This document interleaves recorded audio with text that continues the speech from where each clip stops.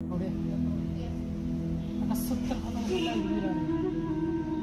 Light bill जर आलं नसतं ना तर मी आज दवाखाना केला असता. काही म्हणून भाऊ मी सरकार आहे ना किती बेकार आहे. ए दादा कार सारखं सरकारला दोष देतो या. लाईट आपण वापरायची बिल सरकार भरेल का? अरे तुला 1000 वेळा सांगितलं ऊसाचं बिल आल्यावर लाईट बिल भर नाही भरू पुन्हा झालं ना आता 70,000चं गटुडं.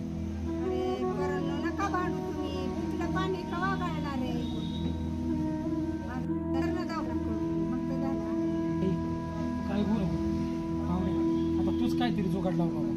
हे बघ आई तू काळजी करू नको. 2 लेख आहेत ना तुझ्या पोटाला.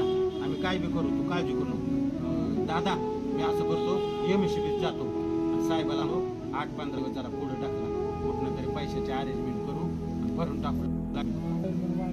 नाही मी सांगतो येतो मी. हा तुझा राहणार बघते ऊसाचं. हे आहे काळजी करू नको.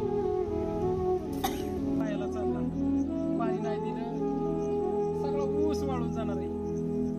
ह्या पिकावरच आम्हा शेतकऱ्यांचं जीवन असतंय. दादा अरे पांढरंग मदतीला धावला. ती कसं काय? अरे बळीराजा वीज बिल योजनेअंतर्गत आपलं लाईट बिल माफ झालं. अरे देवा पांढरंग पावडर हे लय भारी झालं. दादा आता आईचा दवाखाना बी होणार. आपल्या पोराबाळाची शिक्षण बी होणार. तुला म्हणलं ना हेच आपलं सरकार आहे. खरंय आपलं सरकार महायुती सरकार. विजयी भव.